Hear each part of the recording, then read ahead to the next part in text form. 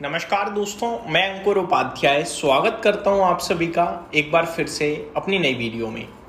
दोस्तों, US Israeli attack Iran के ऊपर, ईरान का वापस से अटैक पूरी गल्फ कंट्रीज के ऊपर, और जितनी भी गल्फ कंट्रीज या नियर बाय कंट्रीज में यूएस के बेस कैंप्स हैं वहां पर अटैक। उसके बाद स्ट्रेट ऑफ हॉर्मोज को पूरी तरीके से बंद कर देना। उसके बाद कच्चे तेल और तेल गैस की सप्लाई एशियन कंट्रीज या अक्रॉस वर्ल्ड में कम कर देना, जिसके बाद आप सभी देख ही रहे हो क्राइसिस टाइप सिचुएशन बन रही है।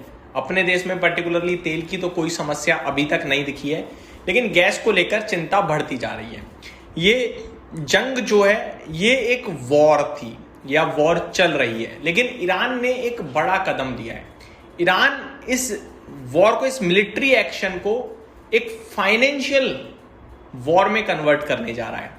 दोस्तों, ये वीडियो मैं चाहूंगा आप लोग बहुत ही ध्यान से समझें और ध्यान से पूरी वीडियो अंत तक देखें।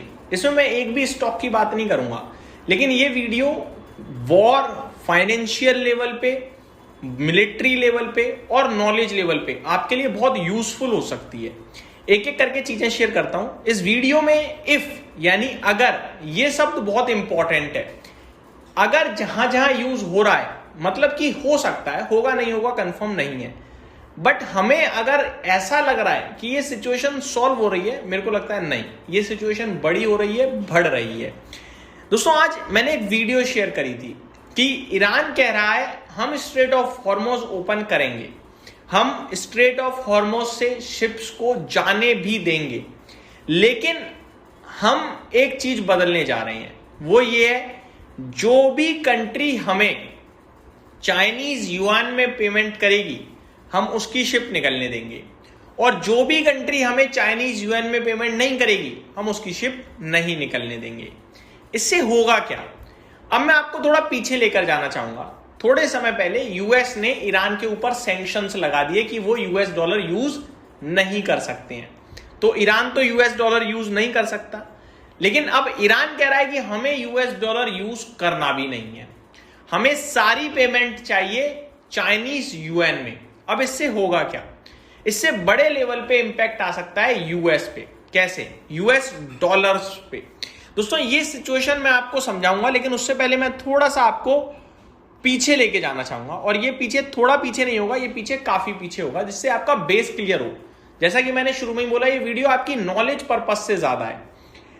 थोड़ा पीछे लेके चले तो क्रूड मोस्टली जो ट्रेड होता है, कच्चा तेल, वो डॉलर्स में होता है। ऑयल वर्ल्ड का सबसे इंपॉर्टेंट कमोडिटी है। अगर ऑयल यूएस डॉलर में प्राइस्ड हो तो हर कंट्री को ऑयल खरीदने के लिए डॉलर रिजर्व रखने पड़ते हैं।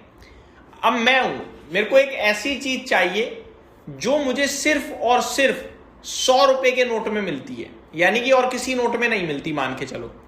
तो मेरे को अपने पास 100 रुपए के नोट पर्याप्त रखने पड़ेंगे, क्योंकि मेरे को डेली वो रुपए पे करने हैं उस चीज को खरीदने के लिए। समझ गए? तो मैं 100 के नोटों को इकट्ठा करके अपने पास रखूंगा। सेम यही चीज होती है डॉलर रिजर्व्स में। हर कंट्री अपने पास डॉलर्स रखना चाहती है, क्योंकि उसे तेल खरीदना है। तेल की पेमेंट होती है डॉलर्स में। मोस्टली पूरी दुनिया में जो तेल ट्रेड होता है उसकी 80% पेमेंट, या 80% से थोड़ी ज्यादा या कम, डॉलर्स में होती है। अब आपको समझ में आया होगा कि डॉलर्स की इंपॉर्टेंस क्यों ज्यादा है, क्योंकि सब डॉलर्स अपने पास रिजर्व में रखना चाहते हैं। अब आप सोचोगे क्यों रखना है भाई, डायरेक्टली एक्सचेंज से एक्सचेंज कराओ, डॉलर को बेच दो। इसका रीजन ये है, अगर हमारे देश पे डॉलर नहीं होते रिजर्व में, तो आज से एक साल पहले 88 रुपीज इक्वल्स टू $1 था, आज 93 हो रहा है। 5 रुपए प्रति डॉलर हमें घाटा लग जाता। मानते हो नहीं मानते? अगर हमारे पास डॉलर्स थे तो आज भी है, रिजर्व्स बढ़ते जा रहे हैं। दैट मीन्स हम करेंसी के जो करेंसी हमारी टूट रही है उससे हमें इतना खतरा नहीं है। हमें डॉलर्स में चीज खरीदनी है तो हम पे डॉलर पड़े हैं पहले से ही। समझ गए? यही हर कंट्री सोचती है। आगे होता क्या है, कंट्री को ऑयल चाहिए, पहले डॉलर खरीदना पड़ेगा, फिर डॉलर से ऑयल बाय कर सकता है। अगर डॉलर पहले से ही है तो फिर टेंशन फ्री हो आप। इसलिए ऑलमोस्ट सब कंट्रीज फॉरेन एक्सचेंज रिजर्व्स में डॉलर रखते हैं।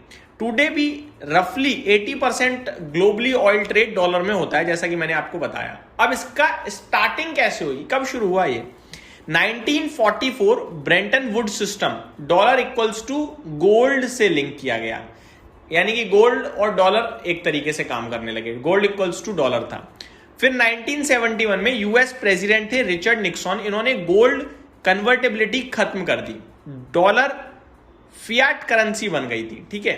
1973-74 में ऑयल क्राइसिस आया, यूएस ने सऊदी अरेबिया के साथ डील करी, जिस डील के तहत सऊदी ऑयल सिर्फ डॉलर्स में बेचेगा, ठीक है, कि सऊदी के पास कोई तेल लेने आएगा वो डॉलर में बेचेगा। Oil money US treasury bonds में इन्वेस्ट करेगा, अब ऑयल के पास पैसा आ जाएगा, ऑयल कंपनी के पास, वो यूएस ट्रेजरी में इन्वेस्ट करेगा, उससे उसे एक ट्रेजरी यील्ड मिलेगी, इंटरेस्ट मिलेगा, और सऊदी को यूएस मिलिट्री का सपोर्ट मिलेगा। ये डील डन हो गई। बाद में ओपेक कंट्रीज ने भी डॉलर में ऑयल सेल करना शुरू कर दिया। रीजन सेम, आप डॉलर्स में ऑयल लो, डॉलर को निवेश करो, इंटरेस्ट भी कमाओ और यूएस की सेफ्टी भी पाओ। ये चीजें थी जो यूएस ने सबको प्रोवाइड करना शुरू करी, यानी 1973-74 में ये चीज शुरू हो गई, तब से ऐसी चल रही है। अब ज्यादातर कंट्रीज डॉलर रिजर्व्स रखना पसंद करती हैं। एशियन कंट्रीज की अगर मैं बात करूं तो सबसे ज्यादा जापान के पास है दोस्तों, 1.1 ट्रिलियन डॉलर की यूएस ट्रेजरीज हैं। चाइना के पास 800 से 900 बिलियन डॉलर्स की यूएस ट्रेजरीज हैं। ताइवान के पास 250 बिलियन डॉलर्स के यूएस ट्रेजरीज हैं। इंडिया के पास 230 बिलियन डॉलर्स की यूएस ट्रेजरीज हैं। साउथ कोरिया के पास 120 बिलियन डॉलर्स के ट्रेजरीज हैं, ठीक है जी। ये सारी कंट्रीज यूएस ट्रेजरी ओन करते हैं बड़े लेवल पे। चाइना और जापान के पास तो बहुत सारे हैं, ऑलमोस्ट दोनों का मिला के 2 ट्रिलियन डॉलर हो जाता है भाई साहब, डॉलर 2 ट्रिलियन डॉलर का। अब सवाल ये उठता है कि क्या समझाने की कोशिश कर रहा हूं मैं। अब आपको इस पर समझ में आ गया कि डॉलर क्यों इंपॉर्टेंट है, कब से इंपॉर्टेंट शुरू हुई, क्यों तेल कंपनियां डॉलर में ही सिर्फ तेल अपना बेचती हैं, और एशियन कंट्रीज या बाकी की कंट्रीज डॉलर रिजर्व्स क्यों रखती हैं। अब सवाल उठता है कि जो ईरान है वो क्या कह रहा है। ईरान कह रहा है कि मेरे यहां से कोई भी जाओ तेल लेकर, मेरे को यूएन में पेमेंट चाहिए भाई। अब एशियन कंट्रीज का तेल ज्यादातर स्ट्रेट ऑफ हॉर्मुज से आता है, जैसे चाइना का तो 80% ऑयल स्ट्रेट ऑफ हॉर्मुज से आता है, और चाइना सबसे बड़ा बायर है ईरान का, ठीक है जी। फिर भारत की बात करें, जितना भी हम तेल परचेस करते हैं 50% तेल हमारा स्ट्रेट ऑफ हॉर्मुज से आता है। सिमिलरली बाकी कंट्रीज का भी, एशियन कंट्रीज में ज्यादातर तेल स्ट्रेट ऑफ हॉर्मुज से आता है। स्ट्रेट ऑफ हॉर्मुज दुनिया का 20% तेल अपने रास्ते से बेचता है।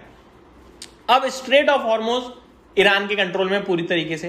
अब ईरान अगर चाइनीज करेंसी यूएन में पेमेंट लेगा तो जो ये कंट्रीज हैं लाइक जापान, इंडिया, चाइना, ये यूएस ट्रेजरी डंप कर सकते हैं, यानी यूएस ट्रेजरी बेच सकते हैं। अगर ऐसा करते हैं तो ट्रेजरी यील्ड्स एक साथ स्पाइक कर सकती हैं।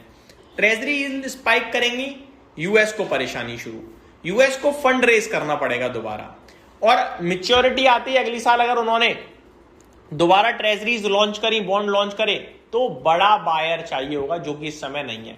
डॉलर पूरी तरीके से टूट सकता है, जो कि यूएस में एक फाइनेंशियल लेवल पे क्राइसिस खड़ा करेगा। तो ये जंग जो वॉर हो रही थी मिलिट्री से, इसको ईरान एक मोड़ दे रहा है, फाइनेंशियल मोड़। अब इसको यूएस कैसे टैकल करेगा? सिंपल है, यूएस हर व्यक्ति से इसी बात पे लड़ता है कि तुम डॉलर यूज नहीं कर रहे हो। अब अगर ये मैटर आएगा तो कहीं ना कहीं यूएस बड़ा स्टेप लेगा, और वो ले भी रहा है। हो सकता है स्ट्रेट ऑफ हॉर्मुज बचाने के लिए अब यूएस बड़े लेवल पे अटैक कर दे, जिससे मामला और गंभीर हो सकता है। तो ये ईरान का फैसला जंग को मुझे लगता है और बढ़ावा दे रहा है। हम लोगों को ऐसा लग रहा है कि चाइनीज करेंसी में ले लेंगे, क्या हो गया, अच्छी बात है, सप्लाई तो शुरू हो जाएगी, लेकिन ये चीज यूएस कतई भी बर्दाश्त नहीं करेगा, क्योंकि कहते हैं ना, एक डॉन था, अगर उसका डर खत्म तो डॉन खत्म। सिमिलरली अगर एक स्ट्रेट ऑफ हॉर्मुज ने चाइनीज करेंसी इस्तेमाल करना करी तो बाकी के गल्फ कंट्रीज भी ऐसा कर सकती हैं।